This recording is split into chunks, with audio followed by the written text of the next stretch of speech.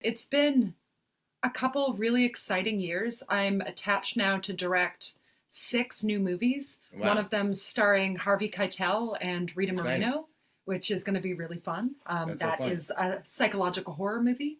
And then I have another movie that is going to go in Toronto, Ontario right now, and it's being produced by a producer named Peter Polk, who did the A24 trilogy of X and Pearl and Maxine. Oh, wow. So I'm super Hmm. excited about that one. And that one I'm directing and writing and acting the whole nine yards. And I have a Oh, killer wow. cast. So yeah, That is so huge. And so the thank you. question is, how do you get to the point where you're at right now? You started off wanting to do acting, and Hmm. then you wrote your own film, and then you started directing.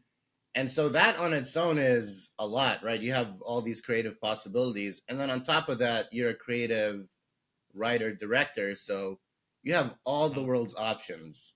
Anything you want to adapt, anything you want to make, you can do it.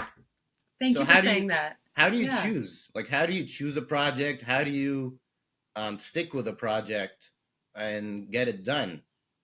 I think those are great questions because a few years ago, the goal was to continue to get jobs and, pay your bills as an artist. And then as it evolves, you have to start to become pickier. But that's also a blessing and a curse because then there are times that there's a movie that will be sent to my agents that I'm like, this script is incredible. And then I will have my team be sort of realistic and pragmatic and say, like, hey, I know you love that script and it's very esoteric and artsy, but that isn't going to be the kind of thing that makes your next projects that you're trying to get greenlit happen. Like Mm, there's just a reality that, it's a business, it's show business, it's not just the art that we get to make with our friends. And because of that, there's a fiscal responsibility to my investors to try to be able to really deliver returns that, you know, are so we can sustain it, right? Like I want to keep right. making movies and I want to do this when I'm Yeah. 100 years old. And in order to do that, I have to be making mindful choices. And I think that's why a lot of directors are so cautious about what their next movie what their next movie is. So even though I have a number of films, when I'm working on any one of them, they take up much of your time once it goes into active development. So then you're thinking about casting and you're thinking about PR, and I'm talking to these companies about, you know, where I see the movie going. Like, is it a streaming movie? Is it Mm, going to go theatrical? And if it's going theatrical, how can you justify that? Because the marketing costs are obscene, you mm. know? So you end up becoming a business person through the nature of being an artist who's able to continue to make art. Like, Wow. it's crazy. So you're wearing so many hats, it sounds like.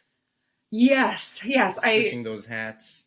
yes, All but day. now I'm grateful. Like yesterday I had two auditions for TV shows and I just had to put myself on tape and learn other people's lines, and I was like, wow, that feels like very little after compared to all of this. You're like, okay, this is puts it all in perspective. That's so funny. Yeah. Um, so tell us a bit more. Give us a bit more an insider. Like, Hmm. what is it like to? So how do you select your next project? You're saying that you have a bigger picture of your Yes. career as a filmmaker. So, like for a young filmmaker Hmm. starting off, Yes. how would you go about doing your first project, for example? So, okay, well, you ideally you want to be in business with people that care about you and care about the next few projects that you're Mm, going to make. Like I try not to do transactional one-off relationships with my crew members. mm-hmm, Like my cinematographer, Antonio Cisneros, I'm going to mm-hmm. use him on every movie for the rest of my life. He become ride or die status, Mm-hmm, and I think you need somebody in the trenches like that with you that mm-hmm, cares about you and the work that you're making. So cool people, like working with people that believe in you, people that you believe with, and people that will challenge you and push you to the next creative level. That's key.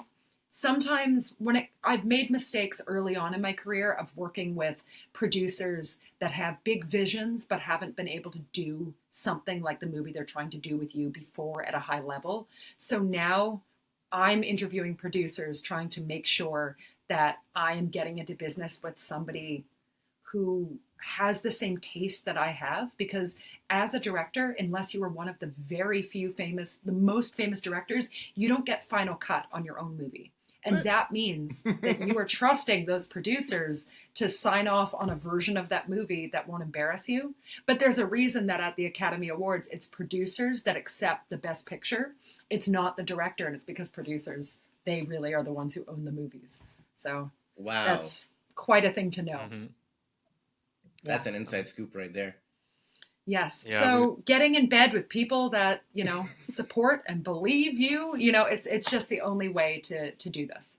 So you also Yeah. have to be like a people person too, like make Yes. friends, being able to maintain friends, being a nice person to be around, I you think know. that's key and more than people know. And it's an interesting thing as like a young woman in this industry, because I will say that I'm Canadian. I'm Mhm. naturally a people pleaser. I like people. I want to make sure that people, feel like they're respected, that when they leave my movie set, they feel like I cared about them and that I wasn't just, this director who yells and screams and wants things done my way. So I think that unfortunately, filmmaking is like being in politics, and you have to constantly be aware of the optics and how people are perceiving you and how you can negotiate with people so they feel like, the thing that you want them to take away from it, that you're all trying to make something that benefits you and that it's symbiotic, right? It can't just mm, be my vision. Everyone on my team has to also feel like it's reflecting the kind of movie that they want to make too. Wow. And how does that affect the decisions you make while making movies? Um, like in terms of you have your idea, your vision, Mm-hmm. but then also it's a collaborative process.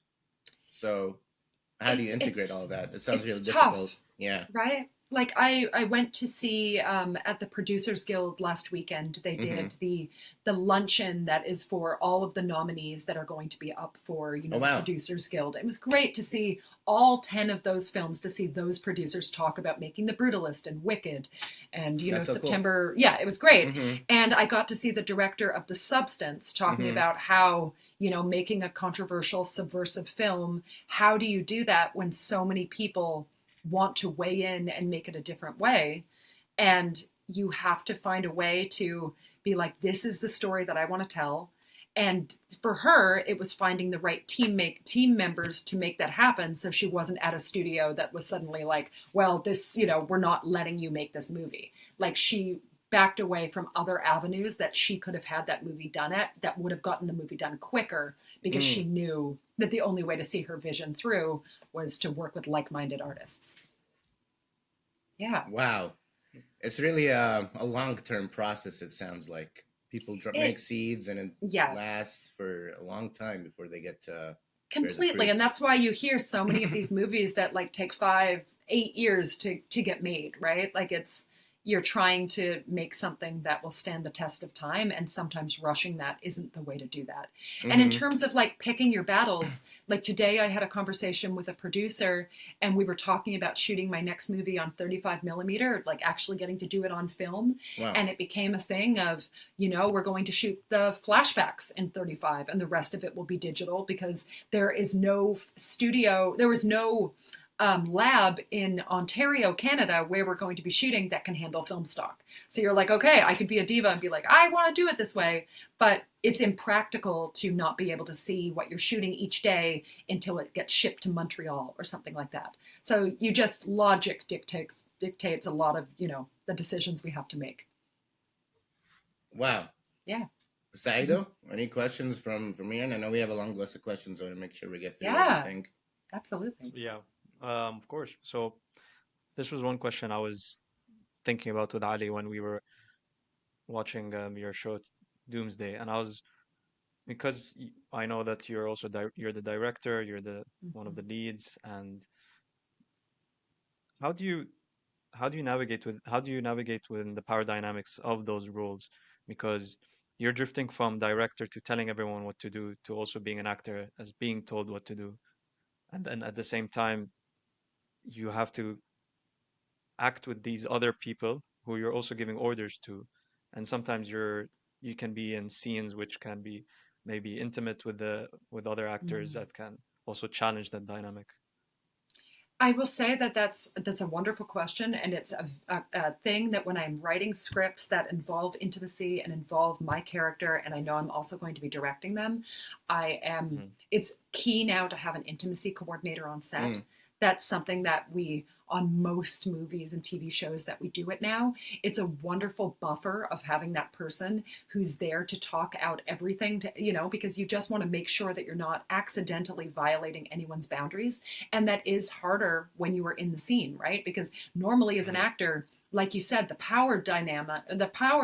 dynamics are the same. So you're Mm-hmm. both here. So suddenly I would never want to be encouraging an actor to do something in a scene while I'm acting with them that goes Mm-hmm. against their comfort zones. So those Right. are conversations that I have with them long before we go to set.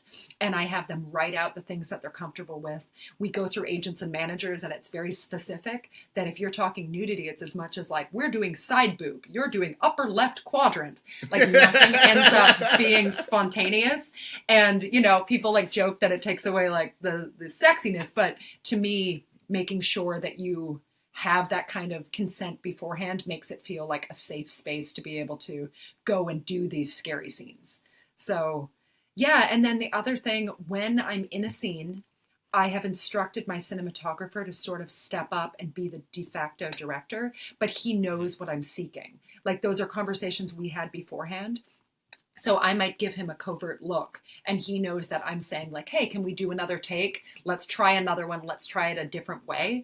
And then I know that in the edit, I'm going to be able to go in and choose what works for me. But I never want the person in the scene with me to feel like I'm being disparaging about their work, because there's nothing worse. Like I've been the actor who's being directed by the other person and you can't get it right. And that's an awful experience. Like you just feel like you can't win. Like how can you be someone's scene partner? It's not a safe space. So I try Yeah. to not direct at that moment and then find it in the edit.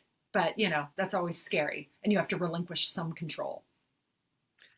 I guess it helps also be having a cinematographer who's you can rely on, that you're friends with. Yes. Like you said, it's not necessarily just about you. It's the team working together, and Yes. sometimes other people have to step up in different roles, which I'm guessing is what happens in your Completely. case. Yeah, and I just think like the more that you are clear in your vision, the less you need to be obsessive about everything going exactly one way. Like I trust that the people that I hire, my department heads, so like my hair and makeup, my cinematographer, my Hmm. production designer, they are all artists that do those particular areas better than I do, right? Like I'm not going to be able to do their job, so trusting them to do it and trusting Yeah. them to make choices is often the way to get really good work where people feel emboldened to do their best, you know? So So what getting a good what would team you and s- letting them do it. Yeah, fine. so in the recruitment field then for you, what would be like three important factors that three important like common factors you found in all of these people that you worked with that you would say would you would recommend to others to look for? Yeah, that's a great question too. For me, I need people that are always going to be kind in the way that they deliver bad news, because so Mm. much of our jobs, we're going to have to tell people things that other people aren't like, and you need to be able to Yeah. challenge each other. But challenging each other in a kind way, I think, is effective. When people just snap at me, I think that's ineffective communication. So I Sure. want people that when we are stressed out and when it's our worst day, when you're working at 5 a.m. in freezing Canadian weather or wherever, whatever's happening, that they don't have to be jerks about it. So kind people, but also people that hold me accountable and push me.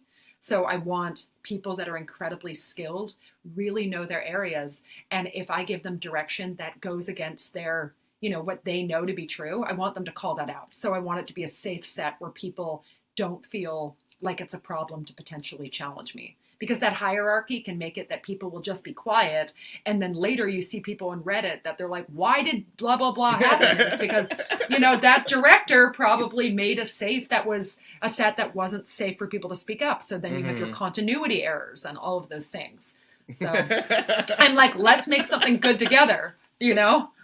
So yeah, so that's important. And then I want to find people that have strong artistic points of view and are making the kind of work that is exciting to me. Like, I'm rarely going to cast somebody like I don't my work is all dark, provocative, cerebral, sort of in the vein of like, you know, obviously A24 and neon kind of elements.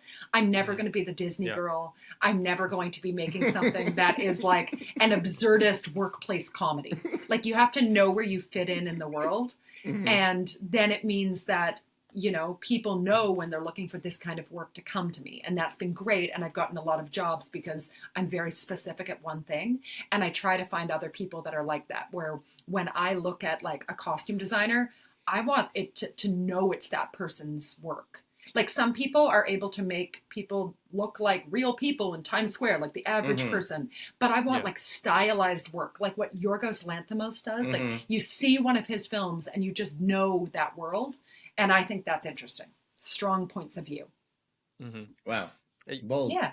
Yeah, totally. Yeah. Something I would comment on that point is when I was watching Doomsday, I was admiring at how like it felt very real at certain points. I was like looking at them like there's a lot of research been done on cults for this movie, for the series. So yes. I was kind of curious. Where do you access this kind of information? It's interesting. And like I tell this story sometimes, and I'm always worried that there's going to be like a famous actor that won't work with me after I say it. But when I was 20 years old, one of my very first jobs in Hollywood, I didn't realize that I was being hired to act in a series of Scientology propaganda films. And then people started to see me on all the Scientology websites, and they're like, dude, are you a Scientologist? And no, you know, ill will towards anyone, but I certainly wasn't. I was just a young actress being paid to play like a girl who has problems, and then, you know, suddenly she's the girl next door. And it was wild. And I became really fascinated. I watched the Alex Gibney doc called Going Clear about Scientology, and I became consumed with this idea of groupthink and Stockholm syndrome. And yeah, I just couldn't stop learning about it. I'm a runner, and I ran a half marathon last year, and I was listening to the entire transcripts of the Manson trials. Oh, wow. So I'm just super interested in all of that. You know, it's dark and it's horrific and it's fascinating. Why do people join cults? Is it because they want friends or what? I mean, people are seeking acceptance, and so many of them grew up in sort of a traumatic household. So if you associate chaos as the normal, you're going to seek more of that. And I think that we're very privileged if we had, you know, a childhood where we felt loved and supported, because many people just respond to dictatorship. And, you know, we're obviously seeing, you know, big political ramifications. Yes. So. All right. Can we ask you about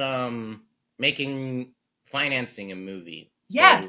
So you sold your eggs. So yeah.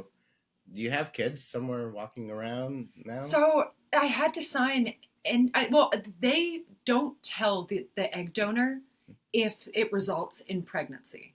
So I would assume, because I did it a number of times to fund production and then post-production. So presumably there are, you know, babies somewhere in New York that, you know, came from my eggs. And I'm really happy for those people. Like, I think it's great that same-sex couples can do it more affordably than like the exorbitant adoption costs in New York City. But yeah, that obviously wasn't a sustainable model that I did for more than one movie. You know, I'm glad I got to do it. You know, Robert Rodriguez had his plasma and I had my eggs. But since then, I graduated to, you know, getting to working with traditional like equity investors. And that's always an interesting process, because you're working with people that, you know, they're not angel investors. They don't care what you're trying to say about the world with your film. They want to make sure that they're recouping. And I have like a fiscal responsibility to these people, right? And yeah, so it's wild. It's an exciting privilege, but I am always like, right now I'm in post-production on one movie that I produced and acted in called Tender. That's probably going to do the festival circuit later this year. And that's one that, as we lock the cut and get notes from everyone, we're going to be going out to the market to try to sell that film. And there are times that there is a more prestigious distribution company that I, as a creator, might want to work with, but they won't offer as much money as another company. And I owe my investors being able to get them as much of a return as possible. So sometimes there are these moral things where I'm like, artistically, this is good for me, but also I owe these people who put money into my projects a proper return, Mm-hmm. you know? Wow. Yeah. So how do you, and for that situation, how do you find balance for yourself when you're kind of like seeking this project for yourself, for your artistic experience, but you also have to weigh out the options in certain, like for some decisions that might not be what you favoring completely for your artistic vision, but it supports also the investors and I think all it's of the people trying to be involved in the project. logical. Yeah, it's trying to meet somewhere in the middle. Like, this is where I have an incredible attorney. He reps, like Trevor Noah and Ari Aster and Ludacris, like big people. Like, I'm one of his Uh, like younger creators. And when you have people like that make giant financial decisions all the time, I'll sort of present the data without leaning in too hard. Like, he knows I want to have my movie distributed by Fox Searchlight or Mm-hmm. A24, but it might be a smaller company that's putting in way more money and they want to put in real marketing, and that will Mm-hmm. help my film more than being with yeah. the biggest company where I'm a small fish over there. Mm-hmm. So I Mhm. try to get pragmatic advice. Sometimes it doesn't go the way that I want. I'll ask 3 people, let someone be the deal breaker.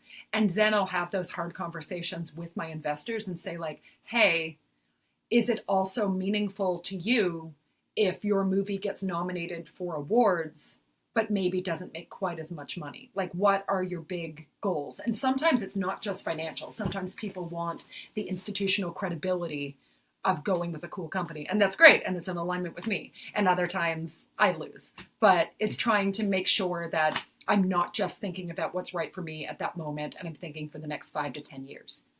Mm-hmm. Okay. Yeah.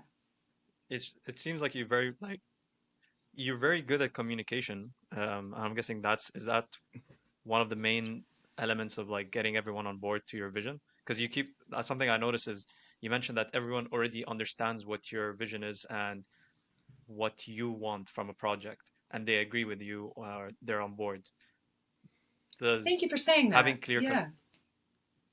Yeah, I think that clear communication is the only I have gotten better over the years, because early on there's an Mhm. assumption that we all make where we think that we're being clear and that other people are having the same takeaways as you, and then Yeah. suddenly you're in a situation where you realize that there's actually this huge gap between what you have communicated and what other people are getting.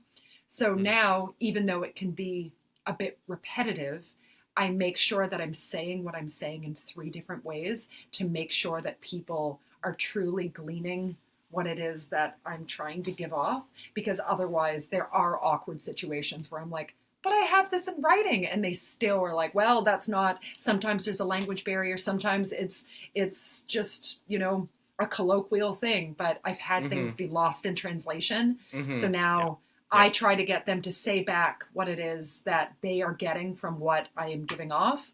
And that's been helpful. But it's trial and error. I've just been doing this since I was a child, and I know what does and doesn't work. But, I was a kid actor, and my whole job was to be professionally charming. And I think that a lot of that just rubs off on you, and you're like, okay, being basically a child politician, like, it's not without its psychological ramifications. Mm-hmm. you know? Fair. Fair. To Yeah. be a filmmaker, you really need to work a lot on personal development, it sounds like. And it's because you're Yes. doing so many different things. You have to be creative, you have to have all the energy in the world, you need to be a clear communicator, you need to make decisions. Just wow. It's We're not easy. fortunate. It's not Mm-hmm. easy, and we're not solving world hunger, Like, I think I'm very privileged to get to do what I do. And, Mm-hmm. like, ultimately I hope I'm able to make big enough films that have the kind of platforms that you can be part of, like, real political conversation and really affect people on that sort of global level. But in order to get to that point, you have to make sure that you're serving the community around you and being a good person and being the kind of person that people want to work with again and again. Mhm. Because most jobs that I get, people call the last studio that I worked with and they're like, what's Sonja like? Is she chill? Is she able to meet deadlines? Is she able to deliver? How is she with actors on set? And if I'm not doing everything perfectly, unfortunately, that's going to come back to bite me in the ass. So Mhm. it's just, you know, you just do your best and hope that that's enough. And it won't be enough for everyone, you know? Totally. Yeah. You know, I will say that even in the smaller projects you've done, like your Oven movie, or you know, the wonderful Doomsday, like everything, I learned something from one of your projects. Like Ovum, I learned a lot about what it's like for a woman to donate eggs, and then Doomsday, we learned a lot about, you know, cults and what that's like, and even in your Sundance documentary, satire Yeah. documentary, I learned a lot about what's it like to actually go to the Sundance Film Festival, and it's not as fun, maybe, Yeah, it's not. Yes. as you know people make it seem. And so even in, you know, small projects, you can really teach, you know, share a message. Not everything has to be Oppenheimer. Completely. And you've done your research. Like, thank you for, you know, being so familiar with my early work. And I think it's like all of those movies and projects were made on micro budgets, like no real money, but they became stepping stones where now studios will come in and trust me with significant money. And when people ask me as a filmmaker, how do you get in those bigger doors? It takes investing your own resources into those first small projects to build that fan base and to prove to people that you can deliver. Because everyone has a good idea and everyone thinks they can be a director, and you have to fall on your face. You have to try a million times. You have to make things that some are going to be more effective than others. Some, you know, might be that breakout hit, but I've made lots of things that hopefully I get better with each project. And, you know, but, yeah. My question is, what is your goal? Like, what's your motivation out of filmmaking? Is it, I don't know, money or fame, or is it something more personal? Or God, I mean, I want to make the kind of movies that affect people on a major level. Like, I think this year, if you were to look at the movies in the Best Picture, you know, competition, if you look at Anora and you look at the movie The Substance, and if you know, look at The Brutalist, those are all, and even Amelia Perez, they're all exploring power dynamics and like the personal quest to like achieve something. especially And Dune. Yes, right. Dune, All of these, like I was amazed how many of them have, and Wicked even. They're all about Yes. like ascent and power, right? And I think that there's a really interesting opportunity you have as a filmmaker to be part of global conversation. And I don't want to make preachy films that tell others how to think. I want to inspire discourse and, you know, challenge people. And being part of the global conversation is a really exciting, you know, long-term goal, to make provocative work that makes people question the society we live in. And, you know, that's the big goal. And then in my ways of doing it is, you know, ideally I make this new film, it gets released by one of, you know, the major companies, and hopefully it goes to Sundance. The goal then is I want to develop an HBO series, and I've been paired with like an HBO showrunner, and we'll see what happens with that one. But I would love to be able to write, direct, and star in, you know, a series for HBO. And I feel like I have a big biopic in me too, like or something like A Beautiful Mind, like a big important drama. So you have to have a number of projects and long-term goals, but in the meantime, it's like, okay, these next 6 movies is the next few years of my life, and I'm putting all of my time and energy into those. Yeah, totally. And part of one of your interviews, you mentioned that going to film school won't make you a great filmmaker, and that it's the experiences you get in life that make you want to tell stories that are important. So why do you think a lot of people who why do you think people go to film school then?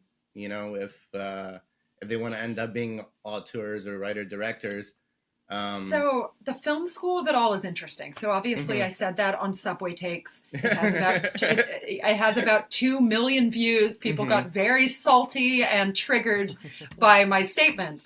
But what I will say, and there was a longer version of that really got trimmed down for clarity and to keep these things hot button issues. My larger thought process there is that going to film school is a wonderful idea in terms of getting education, in terms of getting access to gear, in terms of making connections. But to have a singular vision, you often want to break all of those rules. Can it be helpful to know the rules in order to break them? Definitely. But I can tell you from having gone to a school in New York City where it was all competitive artists that have come from all over the world to be there, you end up in this bubble where everyone is trying to sort of do the same thing. And I do think it can just end up being artists talking about being artists and waxing philosophical about a very privileged position that most of the world is not interested in. So that can be a tool in your toolbox, but go out and live your life because that's where your interesting screenplay is going to come from. And I think there are other positions that benefit wildly from film school. I want my cinematographer to have gone to film school. I want all my department heads. But just as a director, I think that should be one tool in your toolbox, but you shouldn't just make films that, you know, making anything in a bubble is just going to keep the work from being especially nuanced. Like I want to be challenged by the world. I want, you know, yeah, exactly. From my experience, so I went to film school. I went to Boston University. I did film school there. I moved out to LA in the hopes to, you know, get into the film industry. I started working on stuff, but then I've come to realize that I want to be creative, and so I ended up moving. I do like psychology work. I'm a BCBA now, and that's how I make my money. And but it's also that I've gotten a lot of reward from learning about psychology and working with different populations. And that's beautiful. Yes, and my goal is to save up enough money to make my own micro budget. You know, like following the stuff that you've been doing. And that's amazing. Yes, and so my experience is that people who just do film school and end up getting masters in film, they can make really beautiful films. But it's just that it just feels like a repetition or regurgitation of something that's been done before, as opposed to something more original. And that's what I want to see more, like things that are new, things that are fresh, things that are different. And that's, you know, why I choose to do things a bit differently, because I want to come out with a different outcome. Now, I have a question, Sonja, regarding the future of filmmaking and AI. There's a bit of a controversy right now with some films, let's say, that are using artificial intelligence in their movies. What's your take on it now that you're making a bunch of new movies? So it's complicated. I think that obviously the brutalist got in hot water for having altered the accents of the, you know, of the actors, you know, and when somebody is competing in an acting category, part of that is, you know, they're being judged by their peers on how well they pull off that accent or dialect work. And I think that people largely forget that the actors have no ability to weigh in on these decisions. Like that actor has gone and performed all of their, you know, due diligence to complete the role, and then in post-production they have no control. And the Screen Actors Guild, like last year, we went through the whole thing. Like as a longtime union member, I was voting, you know, for all of these AI protections, and half of the guild, unfortunately, just wanted to get back to work, and they voted against protecting us. And it's crazy to me because it's very short-sighted. And I still see auditions on the breakdowns all the time that people are trying to, it will be like a casting for an AI company wanting a voice, and then it will be like a one-time buyout, and they'll own you in perpetuity for like a few $100s, and actors are agreeing to participate in this. And that's very disheartening to me. So as a filmmaker, I can say now that I vow to not use AI, but there are going to be decisions in the future that I feel like I'm going to be overruled on because studios use it.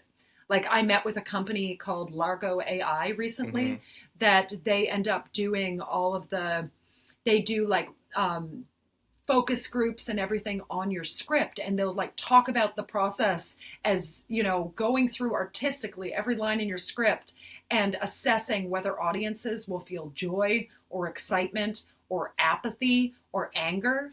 And my first question when they were like talking me through this is, what if I'm trying to make a movie that is meant to provoke and get strong reactions? It's in this system, it's going to mark my film with negative grades because there's no way for AI to decipher intent. And it's a wild, scary thing. So, you know, I just hope that we're able to maintain as much autonomy over our films as possible. But there are going to be things that just become the norm. Tools that unfortunately are going to seep their way in that will eventually just be the way it goes. So, you know, we're just going to fight the good fight, I guess, until then. So do you believe that AI's assessments of your work would be to cancel it or like reject the ideas? I definitely felt I had an immediate response of feeling judged by this AI. Like I had this almost crazy feeling of censorship.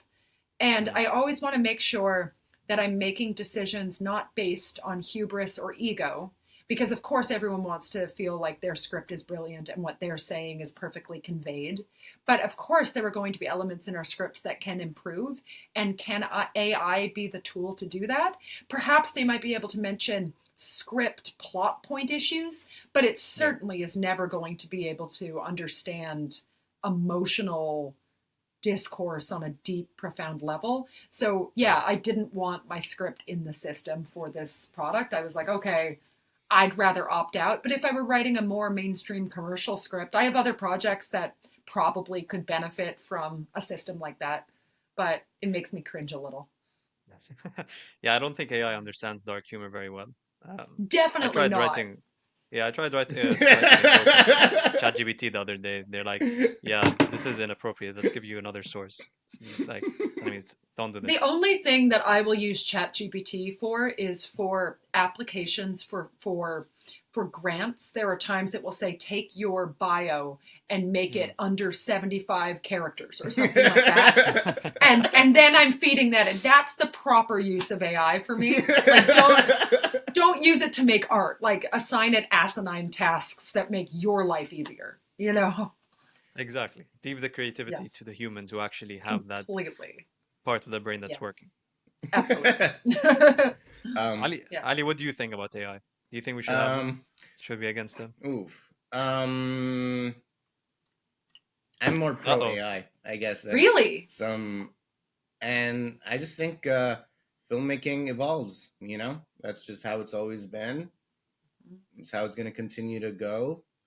You either embrace the technology or you get left in the dust, is my personal view of it. And so what do you think could be like a practical way to use it that wouldn't feel artistically limiting? Because I mean, I'm sure there are ways, you know, for editing and, you know, getting VO. Like there are lots of ways that you could do it in a way that I don't think has to step on authorial intent. I think artificial intelligence, when in the right context, can democratize a lot of education, a lot of information can be spread. That's one, you know, people can learn more about filmmaking and stuff. But in terms of actual making a movie, I think younger people will have more access to VFX, access to different, more powerful tools that would only be able to be accessed through, you know, like high budget Disney films that you can now do on a low budget.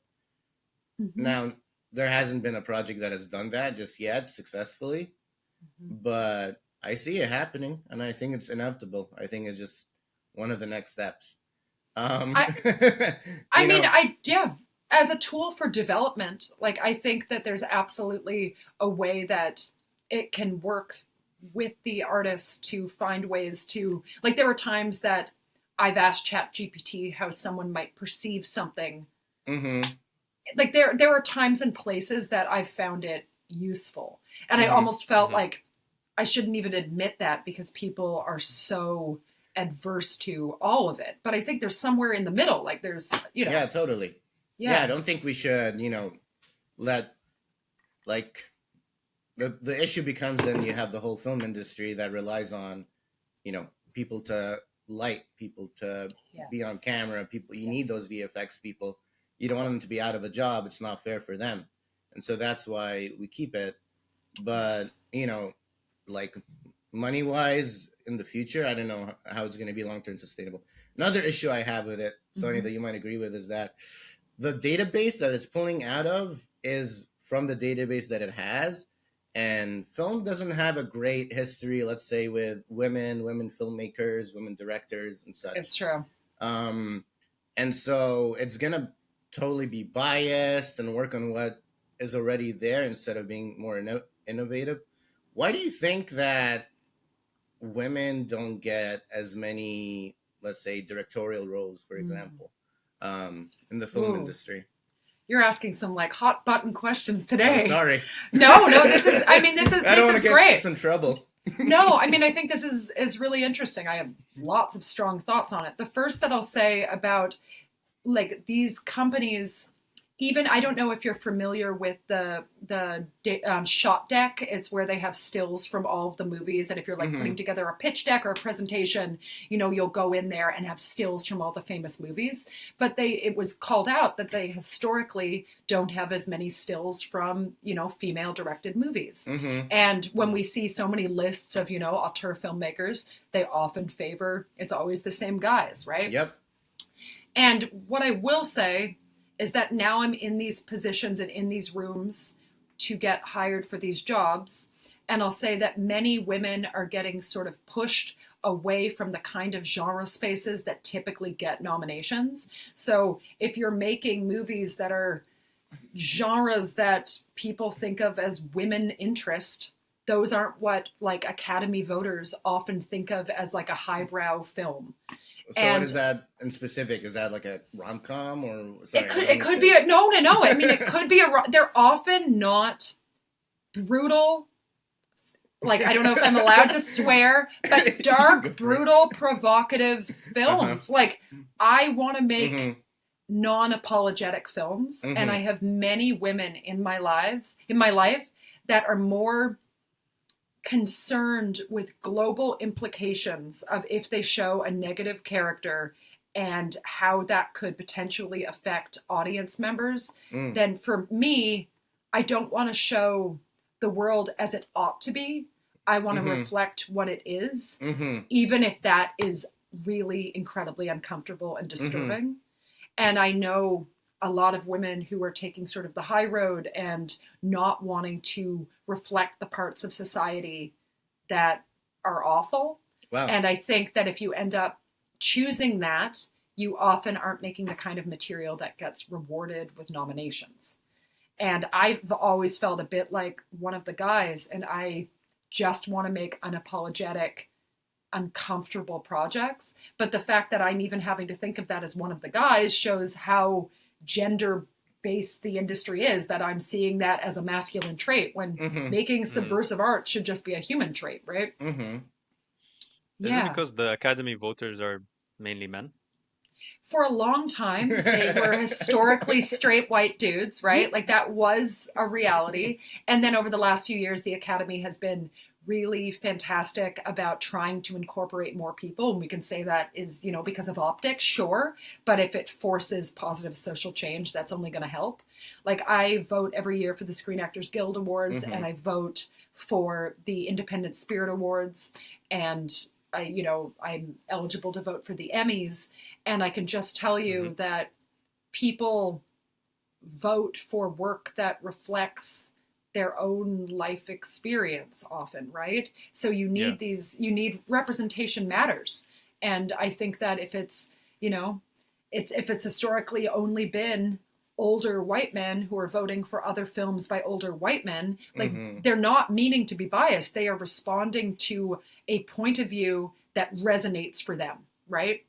And that's ends up just being, an echo chamber of the same kind of movies that win again and again. But I don't think people are intending to be biased. I don't think they're aware of their shortcomings there, Yeah. It kind of reminds you of like politics, right? all of the Super. main It's super political. the main like the main industries are all ruled by like old white men. The president is Yes. old white man. Yeah. All of his Yeah. friends are also the same. You know, it's crazy how like these things are just all the same wherever you go. Right. Hmm. And like I'll say that I didn't think that like I have lived the life of a coastal elite in New York and LA. Like I might be from Canada, but now I'm Mm, pretty American in many ways. And the privilege that I have to be able to date guys and date girls and like live the life that I have now in many places in the world, that's obviously not an option. Hmm. And just even like this year, where they're taking away the T and LGBT and that Hmm. with all the trans erasure right now, Hmm. it's a yeah. place that suddenly my work as a queer person is a little bit more provocative than it was before, just based on the current climate. Oh And wow. that's just going to keep changing. Like, Hmm. and that's was it's upsetting that now people are more interested in what I'm saying because I'm like, God, that's not a choice that I would rather the world be a better place, but yeah, it's Most wild. definitely. Hmm. I think Hollywood's missing out in having a lot of more diversity in their filmmaking. Yes. Um, Especially with women. Women have been ignored for far too long. And when you said that in order to make provocative films, that I'm channeling my masculine, but I don't Yeah. think that's the case. There's been tons of female filmmakers throughout history and in the US and internationally that have made films that are very They're provocative, incredible. I agree. I mean, and so absolutely. But sometimes they don't look how men do provocative. Like a classic movie like Gene Dealman or something can look outside, like from the male gaze. There was like Paul Schrader being up in arms because that film to him seemed dry and boring because it's edgy in a way that I don't think is necessarily the traditional way we imagine of subverting boundaries. hmm. So I just think that, you know, women have been doing things in all kinds of different ways. And some of those women are Catherine Bigelow's that are able to break in and be part of the conversation. But many women are making really interesting art that's so outside of what people perceive to be, you know, important that they just get forgotten. Hmm. So it rewards a certain type of feminine work. Totally. Yeah. And so how do we change that? So how do we make the future filmmaking more egalitarian, let's say, and Yeah. inclusive for more different voices? Now that you're a part of, like, now you have more responsibility, right? You're voting, Sure. you're Yep. in producing, you're making your own Yep. films, you're in charge of casting, Yep. you're making so many decisions now that you have a lot more control of than you did Yeah. when you first started. For sure. I Hmm. mean, I'll say that when it comes to casting, representation and diversity matters to me like it's crucial. I have a breakdown right now that's going to go out for the movie in Canada, Hmm. and I'm saying I want BIPOC people for every role. Hmm. And then I've had pushback where people are like, oh, that's still not inclusive enough, and I'm like, hey, everyone submit. I want everyone to submit. So that's wild and crazy. Hmm. And then there are times like I directed a movie in Louisiana about the opioid crisis in the Hmm. South, and I often act in my own movies, but there was no real part for a white girl in that story, so I didn't Hmm. cast myself because it didn't make sense. Hmm. So Yeah. sometimes it's knowing that the progressiveness is that it won't always include all of us, and to know when I should step aside to give other people those opportunities, right? Yeah. And I think that a lot of people don't necessarily want to do that. They want a future that includes them, and sometimes they'll be included, but sometimes they won't. And you have to let other people step up to the table, you know? Wow. Yeah. Yeah. It looks like Said. that. Yeah, my comment was going to be about how pragmatic your decision making is. You have a very logical way of approaching things and making the decision based on what's good for everyone and not just for yourself. Because majority of people are more would make decisions that were like more emotional decisions instead of just being pragmatic. Because I mean, we can see that with in all different types of industries. For Uh, sure. for example, with like nepo babies and whatever. I don't know if that I don't know if the Yeah. association works out, but like in my head it did. No, Um, I get what you're saying. I will say that when I was younger, I definitely made decisions that were far more emotional.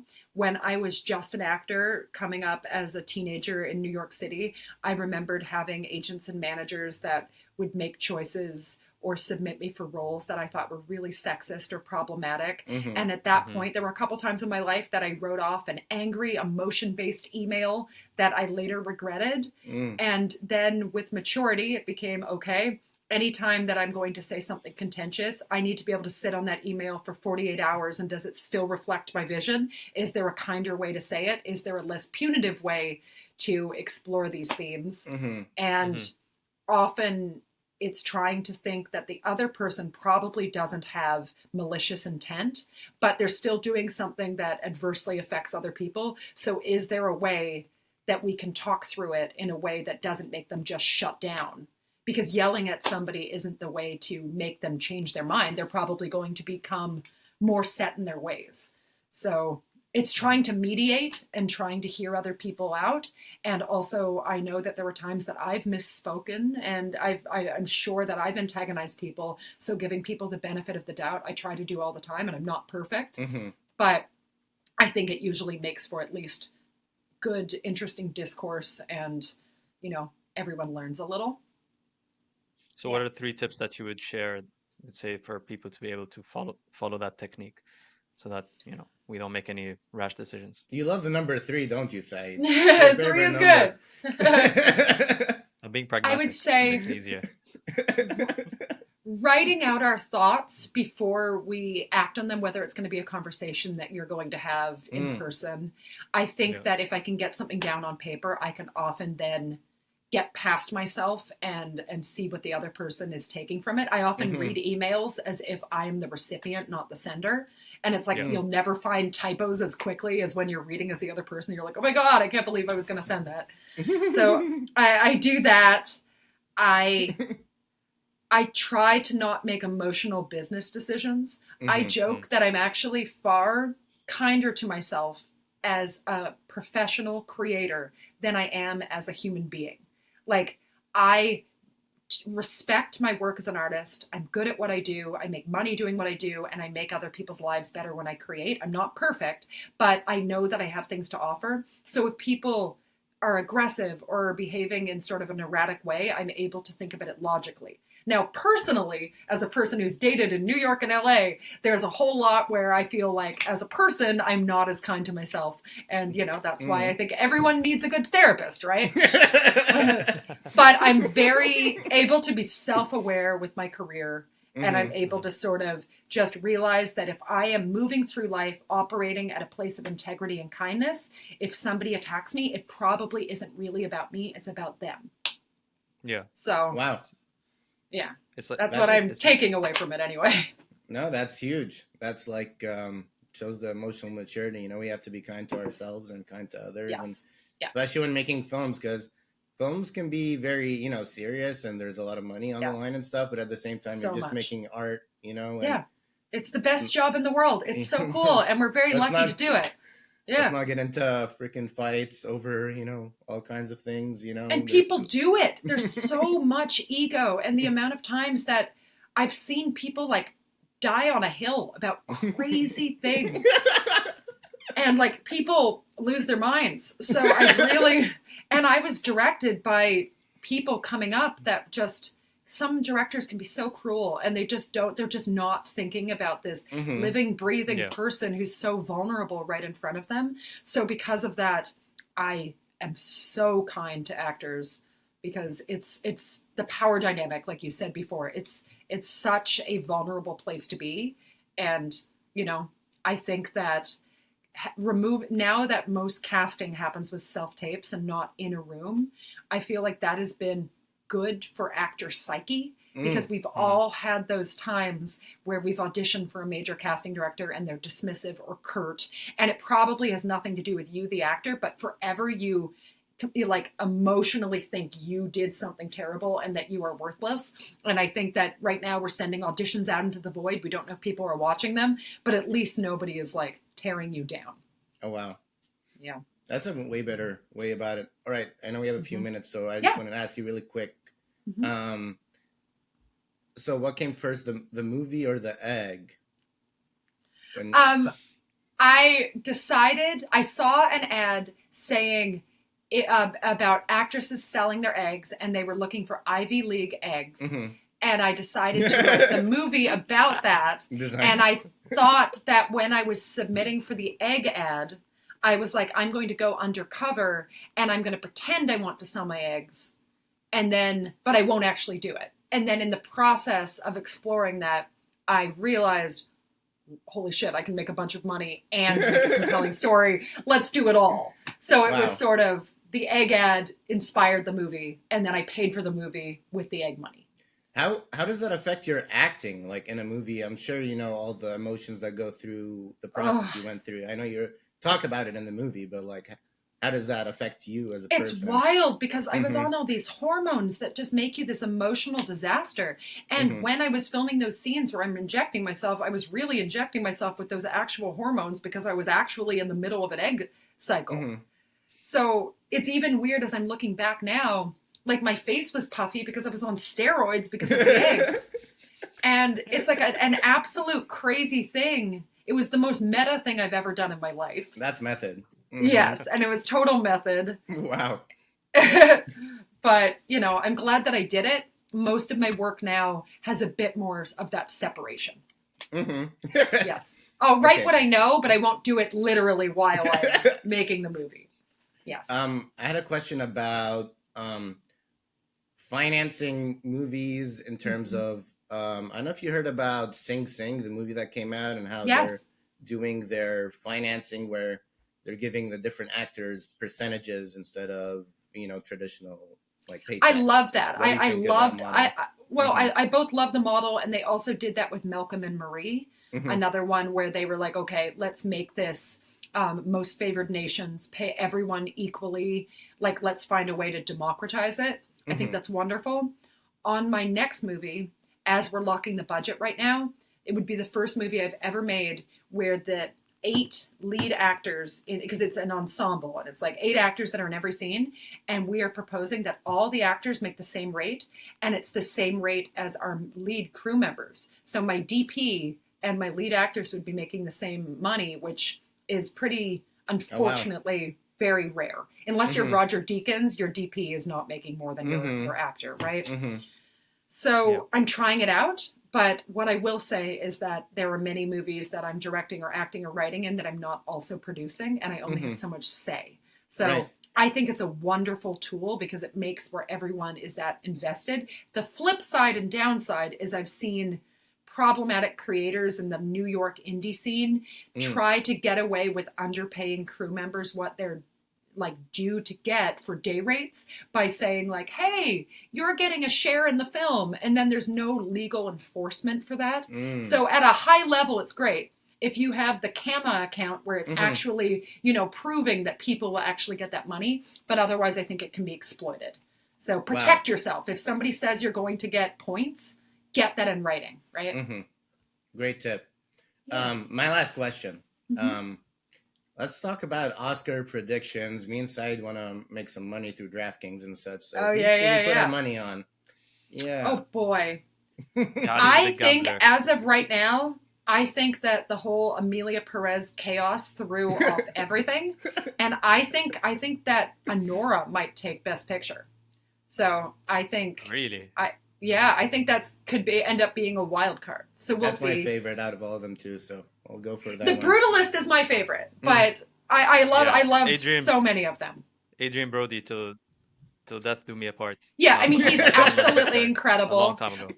To me, my favorite category this year is Best Supporting Actor because I've seen all of those films and I think like Guy Pearce is insanely good. Jeremy in The Apprentice, amazing. Like Kieran in A Real Pain, awesome. Like all of those performances I think are like some of the best acting right now. And I think Kieran's gonna, you know, he's obviously going to win. He's the front runner.